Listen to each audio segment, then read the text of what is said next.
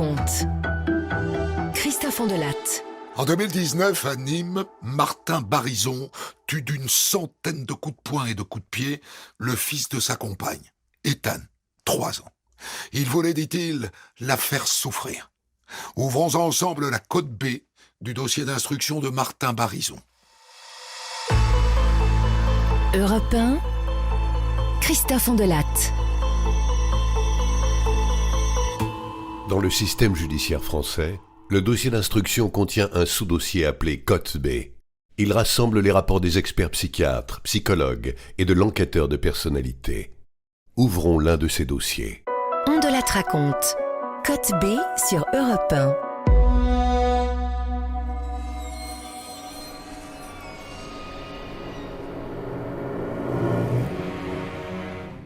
Dans la nuit du 9 au 10 novembre 2019 à Nîmes, Martin Barison, un légionnaire de 27 ans, joue la nounou. Il garde Ethan, 3 ans, et Tyrone, 18 mois, les enfants de sa compagne Sirat Farah. Mais elle tarde à rentrer, et ça le rend fou de rage. Il pense qu'elle est en train de s'encanailler dans un bar de légionnaires avec une copine. Alors il commence par la bombarder de SMS menaçants. « Si tu rentres pas avant minuit, ton fils, il va avoir des problèmes. Je te le garantis. J'en peux plus de toi. Je te supporte plus. » Mais la jeune femme n'en tient pas compte et elle continue de faire la fête jusqu'au petit matin. Quand elle arrive chez elle, Sirat Farah découvre son fils de 3 ans mort sur son lit. Ethan a le corps couvert de traces de coups. Dans cette affaire, tout accuse Martin Barison. Mais en garde à vue, il nie. « J'ai souhaité pour rien. Elle dit que c'est moi. Moi, j'ai rien fait. C'est elle, elle a tué Ethan. »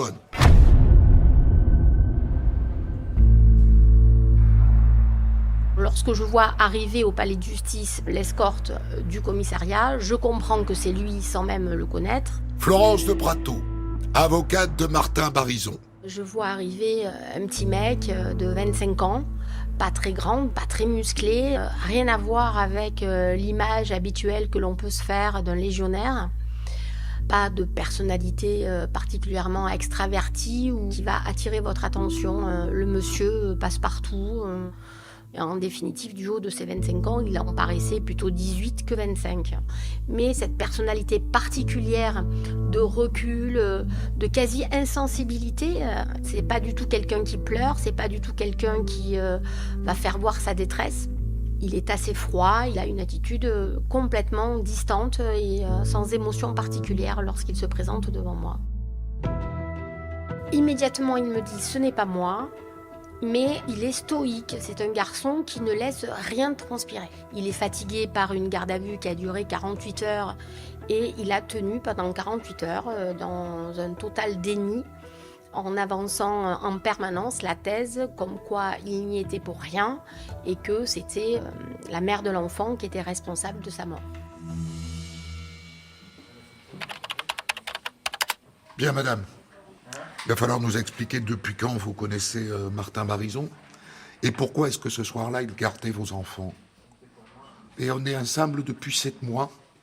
Ce soir-là, je suis allé danser avec une copine et gentiment, Martin, il a dit qu'il garderait mes 2 fils. Et puis, je sais pas, dans la soirée, il s'est mis à être jaloux. Il m'a envoyé des messages où il me menaçait, qu'il n'avait pas confiance en moi, qu'il voulait que je rentre de suite. Moi, j'ai pris ça comme de la jalousie. Et puis ça montait jusqu'à ce qu'il m'écrive que ça allait partir en couille si je rentrais pas immédiatement. Et là, il s'est mis à me menacer de s'en prendre à Ethan. Mais bon, je le croyais pas capable de s'en prendre à mon fils.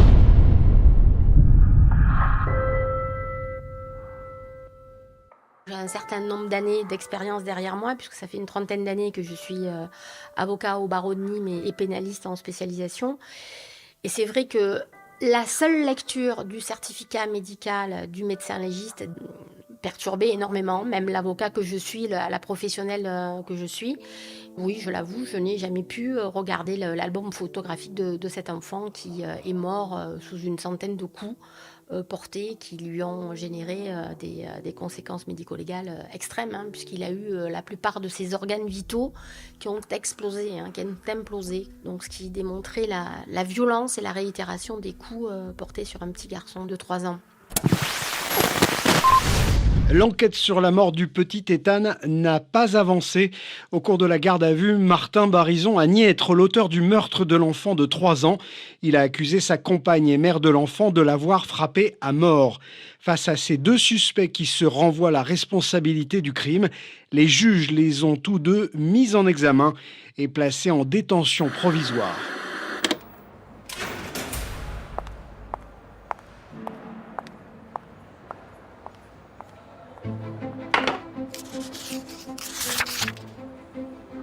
Je lui dis, monsieur, il va falloir s'expliquer parce que les faits sont franchement dégueulasses et extrêmement difficiles à appréhender même quand on est avocat. Et il va falloir donner des explications parce que celles que vous avez données en garde à vue sont pour le moins contradictoires et non satisfaisantes.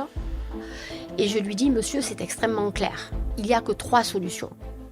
La première, ça serait que ce soit la mère qui ait porté les coups mortels. La deuxième solution, c'est que ce soit vous uniquement. Et la troisième solution, c'est que ce soit la mère et vous. Et là, de continuer à me dire en me regardant qu'il n'y est pour rien. Il est en position de fermeture, de ne rien reconnaître. Je lui rappelle la gravité des faits pour lesquels il va être mis en examen. Je lui parle du tarif auquel il est évidemment rattaché, c'est-à-dire la plus haute peine de notre code pénal, qui est la réclusion criminelle à perpétuité.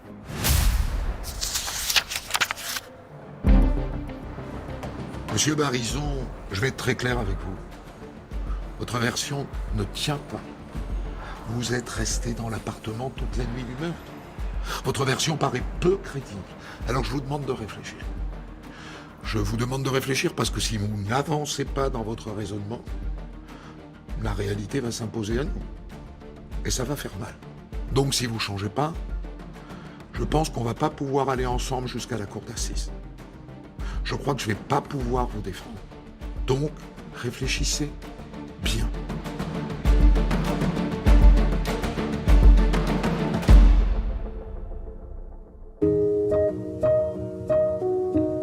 En garde à vue, le légionnaire prétend qu'il est innocent et que c'est elle qui a tué son fils. À interroger séparément, Sirat Farah continue de l'accuser, lui. Résultat, le juge d'instruction les met tous les 2 en examen et tous les 2 sont écroués.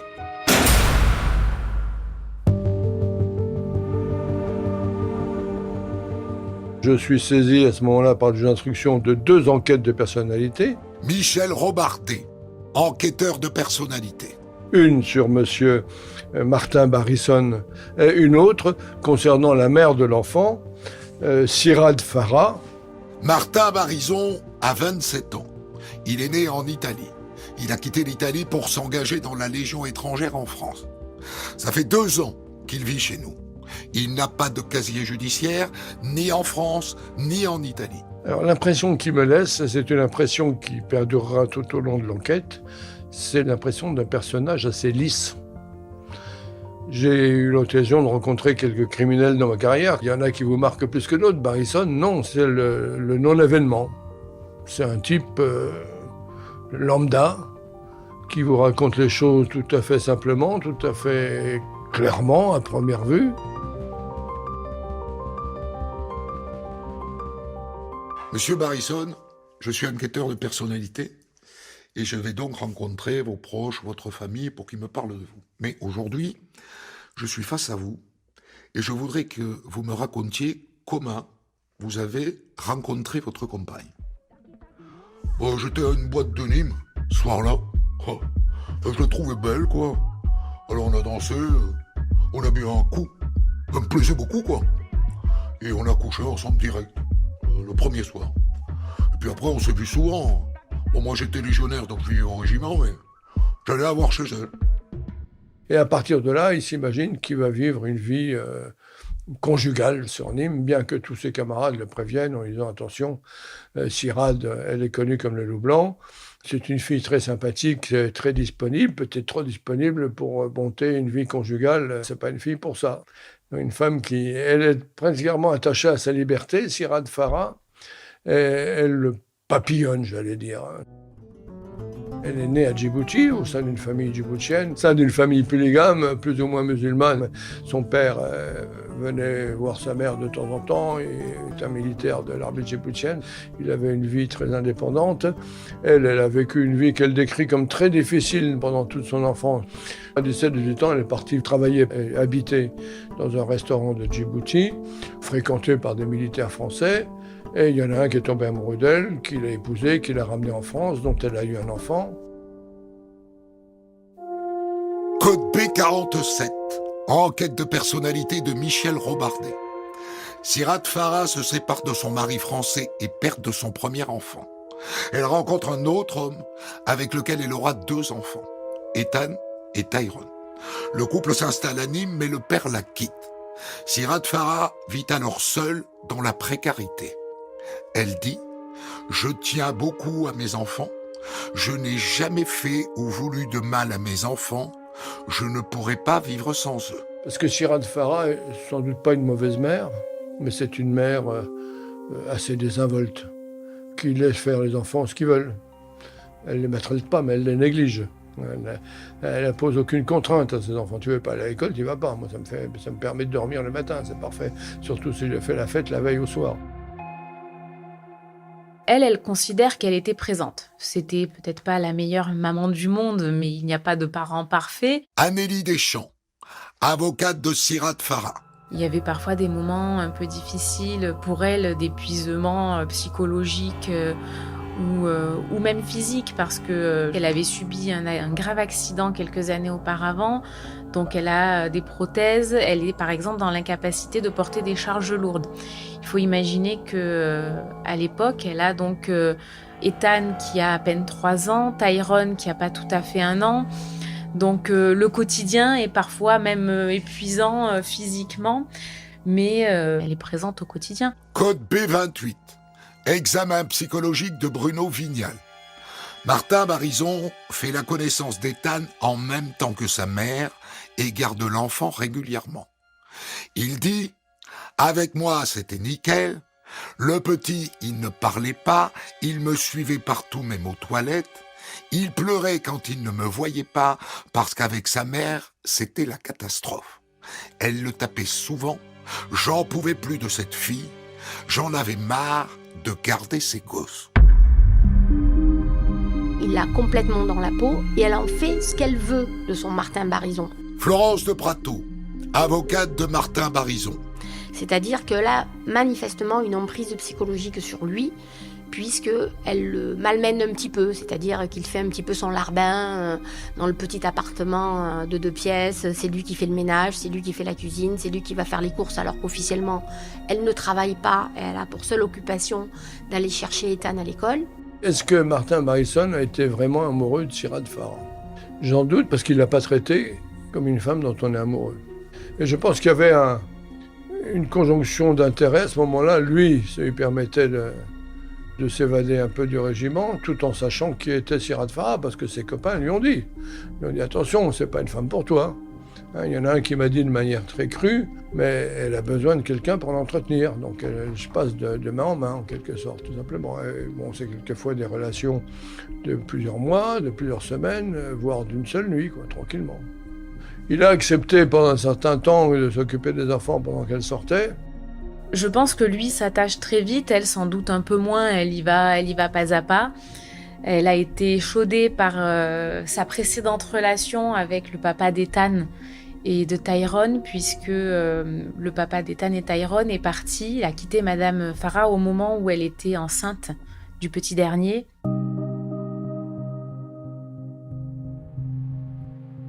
Elle le dit clairement, elle dit « J'espérais enfin avoir trouvé un homme pour m'aider, parce qu'elle est un peu handicapée physiquement, même pour faire les courses, pour remonter le caddie dans l'appartement, c'est un peu difficile. Donc même à ce niveau-là, elle était contente d'avoir un costaud qui allait lui remonter son caddie, qui allait l'aider dans la vie de tous les jours. » Régulièrement, elle lui demande de l'argent et comme il est fou amoureux, il va lui donner de l'argent de sa petite solde de légionnaire.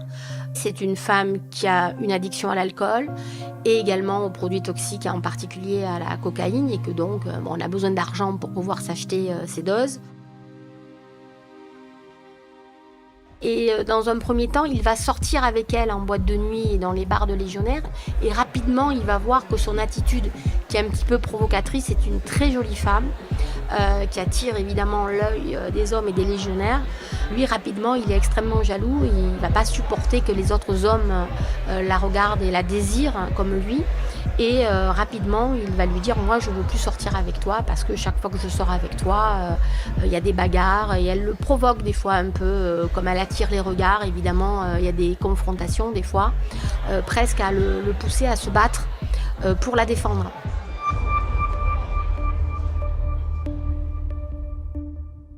Vous savez, maître, moi j'en pouvais plus de Sirade.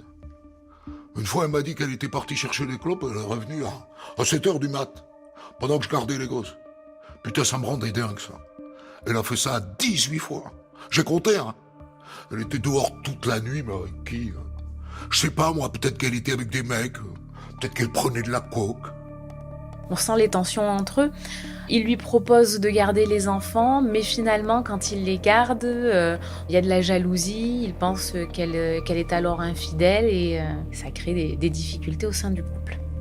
Mais c'est une jalousie qui est, à mon sens, incontrôlable et puis pas toujours justifiée, puisque quelques jours avant les faits, il y avait eu un épisode de jalousie comme ça où Madame Farah était sortie fumer une cigarette et elle a découvert qu'au 3e étage de son immeuble habitait une amie à elle, une connaissance, qui l'a invitée dans son appartement.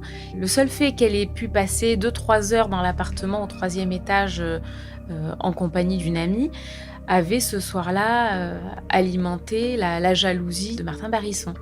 Et pour autant, M. Barrisson ne lui a jamais vraiment indiqué à quel point il vivait mal cette différence peut-être d'investissement émotionnel.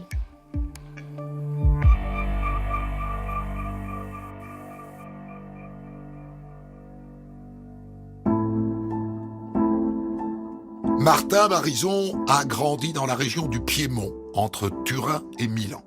Une enfance heureuse, dans une famille italienne bien insérée et absolument sans histoire.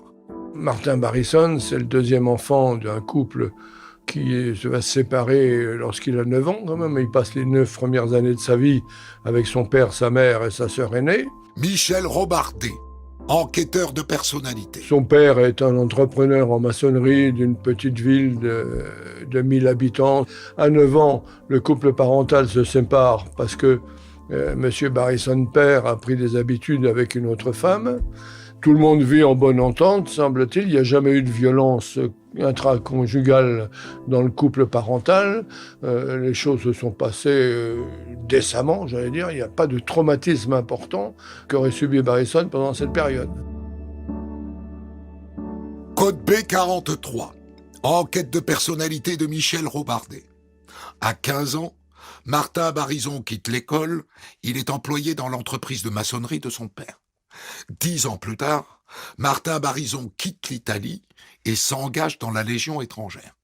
Il rejoint le 4e régiment d'infanterie de Castelnaudary, où il sert sous le pseudonyme de Flavio Bernardo. Il y a un ras-le-bol au niveau du travail. Il travaille beaucoup, évidemment. C'est un travail difficile, le travail à la maçonnerie. Il travaille pour quelqu'un d'autre qui est exigeant. Et puis surtout, il est en train de perdre son permis de conduire parce que le jeune Barrisson, qui est un jeune homme en pleine santé, sort le week-end, il boit pas mal en boîte, comme beaucoup de garçons de cet âge-là, et il perd son permis. Je me suis demandé si cette fuite, parce qu'il s'agit d'une fuite quelque part, si cette fuite cachait pas quelque chose qui aurait été commis en Italie. Mais ça, c'est le travail des enquêteurs italiens. Et apparemment, rien n'est ressorti dans les renseignements que le juge d'instruction a demandé à nos collègues italiens. La Légion marche vers le fond, en chantant nous suivons. Pourquoi la Légion ? Florence de Prato, avocate de Martin Barrizon. Parce qu'on sait tous dans l'inconscient collectif que souvent on dit les légionnaires en général ils ont des casseroles aux fesses, c'est des gens qui ont des casiers dans leur pays d'origine et ils s'enrôlent dans la Légion pour évidemment faire effacer tout cela et se refaire une virginité et essayer de se faire oublier de leur passé. Et lorsque je lui poserai cette question à plusieurs reprises, simplement il me répondra pour l'aventure. Et moi de lui dire, mais pour l'aventure, si véritablement vous étiez attiré par l'armée, vous auriez pu vous enrôler dans l'armée italienne. Et là de me répondre, c'est pour l'aventure que j'ai voulu m'enrôler dans la Légion. Donc il n'a pas véritablement répondu à ma question, et ses parents n'ont pas su me répondre non plus. Sa fiancée non plus, parce que du jour au lendemain, il n'a plus vu sa fiancée. Donc elle a été particulièrement choquée. Elle n'a pas eu de réponse à son départ soudain d'Italie. Code B53. Examen psychologique de Bruno Vignal. Martin Barrizon explique qu'il a toujours eu la passion pour la chose militaire. Il a une représentation du corps militaire forte et importante. Il occupe le grade de première classe et effectue un stage comme chef tireur de véhicules d'infanterie et obtient le grade de caporal.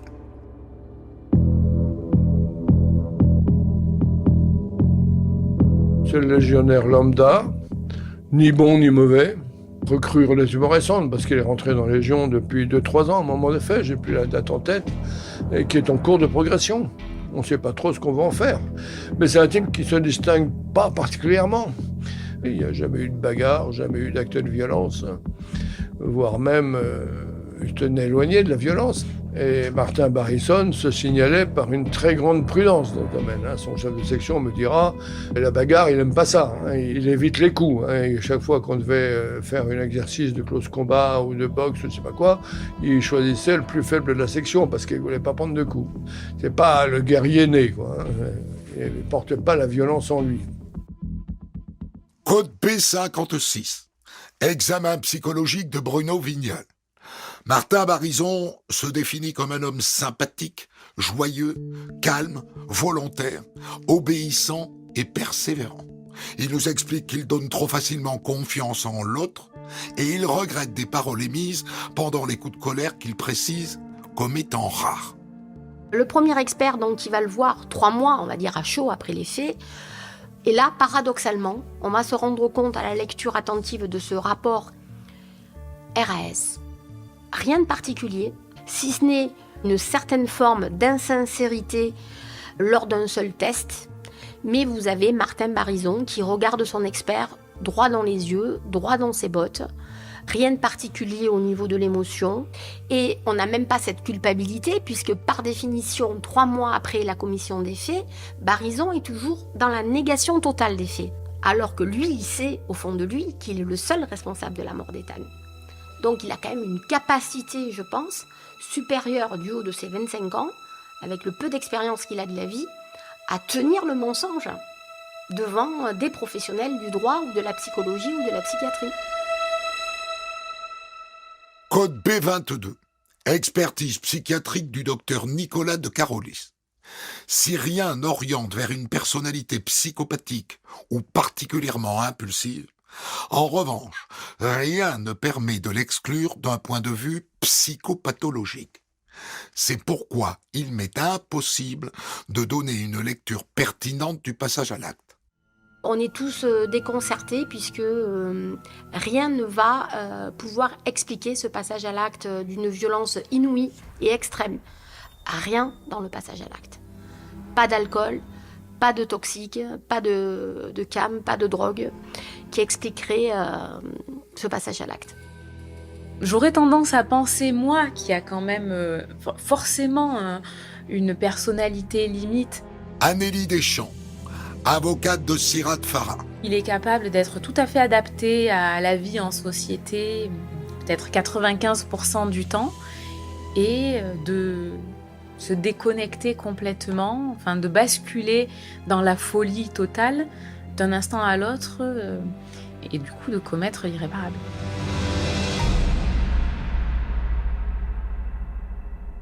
Après 1 an de détention provisoire, la mère d'Ethan est libérée et mise hors de cause. Pour le juge d'instruction, elle n'a pas tué son fils. Il ne reste donc qu'un seul suspect, son compagnon Martin Barison, le légionnaire italien. À partir de ce moment-là, j'ai été en face à face avec lui et je lui ai dit « Barison, si vous voulez que je vous défende à la cour d'assises, il va falloir avouer un certain nombre de choses, mais il va falloir avouer pour revenir sur le banc de l'humanité. » Il m'a dit « Maître, je vais dire des choses, je veux revoir mon juge. » Donc je redemande un interrogatoire.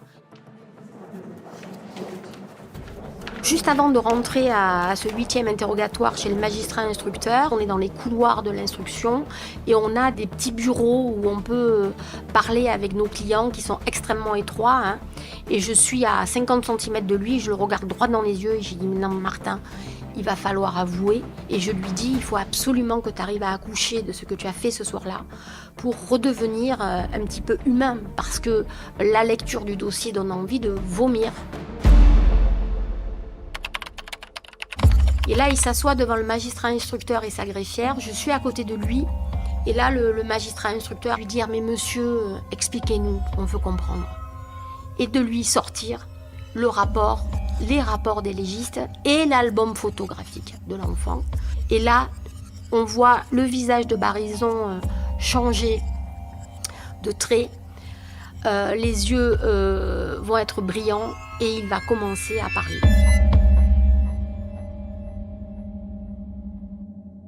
Monsieur le juge, je vais vous dire quelque chose. Ouais, c'est moi qui ai tué Ethan. Je l'ai frappé parce que Cyrano ne me répondait plus. Alors je m'en suis pris à lui. J'ai allongé dans le salon. Je lui ai donné un coup de pied, et puis deux, et puis des dizaines de coups de poing. Je m'arrêtais plus, j'avais toute cette haine contre elle. Je m'arrêtais plus. Voilà. C'est tout. C'est moi. C'est vrai qu'il y a de la froideur dans la voix, mais il y avait de l'émotion dans les yeux puisqu'il va pleurer. C'est la première fois que je vois pleurer mon client devant le juge d'instruction.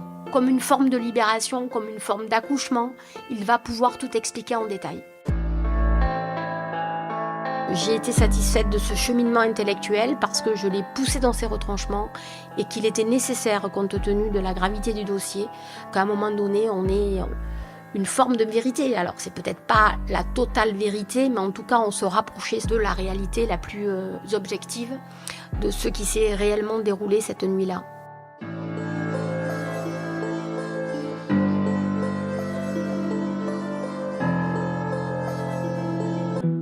Deux ans après le meurtre d'Ethan, Martin Barison est jugé devant la cour d'assises du Gard. La mère d'Ethan, Sirat Farah, a passé 12 mois en détention provisoire. Elle a été accusée à tort. Mais pour le procès, elle prend place sur le banc de la partie civile. Ça nous permet d'aborder le procès de façon un peu plus sereine. Amélie Deschamps, avocate de Sirat Farah. On est passé de la catégorie mis en examen, suspect potentiel à victime, puisque Madame Farah a pu enfin faire reconnaître son statut de victime. Nous, notre but, au moment du procès d'assises, c'était que Madame Farah puisse obtenir quelques réponses, essayer de comprendre un peu mieux, et puis repartir, non pas à zéro, parce que tous ces événements, c'est un bagage qu'elle va traîner encore longtemps, mais qu'elle puisse essayer de se reconstruire, de se stabiliser à nouveau, parce qu'elle a 2 enfants encore. Elle avait cet espoir que la cour d'assises et le procès lui permettent de tourner la page, en tout cas la page de son incarcération, de sa culpabilité.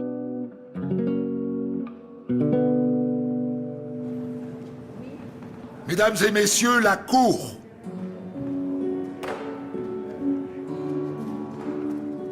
L'arrivée à l'audience, il n'y a pas que l'angoisse de l'accusé.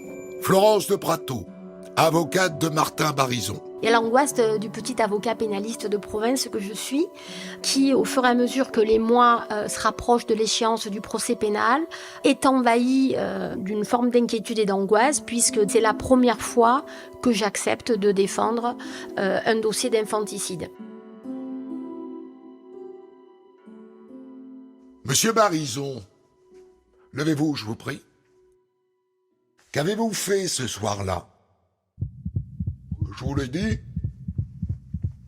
J'ai tué le petit. Il va falloir être plus précis, monsieur. Où avez-vous porté des coups et dans quel ordre? Et quels coups avez-vous porté? Des coups de pied et des coups de poing. Combien? Et à quelle fréquence? Et combien de temps? Je sais plus. Lorsque le président de la cour d'assises va là aussi l'acculer dans ses retranchements, bien sûr qu'il y aura de la gêne. Il ne regardera pas ses juges dans les yeux, il regardera ses pieds, mais il va continuer, parce que nous étions les deux avocats de la défense en permanence de lui dire il faut absolument continuer à avouer. Monsieur Barizon, je suis votre avocate depuis le début de cette procédure. Vous avez décidé de parler, c'est bien. C'est un premier pas très important.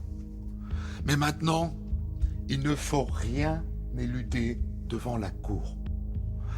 Alors dites-nous pourquoi vous vous en êtes pris à Ethan. Pourquoi pas à son petit frère? Pourquoi pas les deux? Ethan, parce que c'était le chouchou de Cyrano. Je pense que dans sa construction de son passage à l'acte, c'est la seule explication en tout cas que je peux en donner, c'est-à-dire que rapidement il va se rendre compte que cette femme a une emprise sur lui et qu'il ne comprend pas que cette femme soit indépendante, fasse ce qu'elle a envie de faire en délaissant ses enfants à un étranger, puisqu'en définitive il la connaît que depuis quelques mois. C'est véritablement cette cocotte minute qui explique qu'à un moment donné, il n'en pouvait plus de ses humiliations. Elle ne l'écoutait plus lorsqu'il lui disait « Mais pourquoi tu sors ? On pourrait rester, lui, après sa semaine de travail, parce qu'il a quand même des missions physiquement difficiles. » De lui dire « On pourrait rester ensemble dans l'appartement, sortir avec les enfants, aller au resto. » Non, elle préférait sortir avec sa bande de copines et aller jusqu'à point d'heure en boîte de nuit, dans ce milieu particulier où il y avait de l'alcool et de la drogue.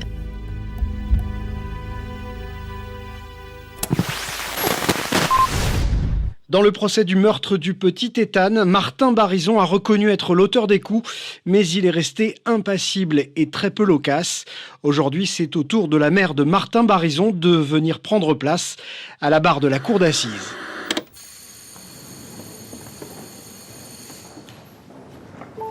Appel du verdict. C'était On de la raconte, version Code B. La rédaction en chef est signée Guillaume Maury. L'enquête a été réalisée par Vincent Deby et la réalisation est de Guillaume Vassot.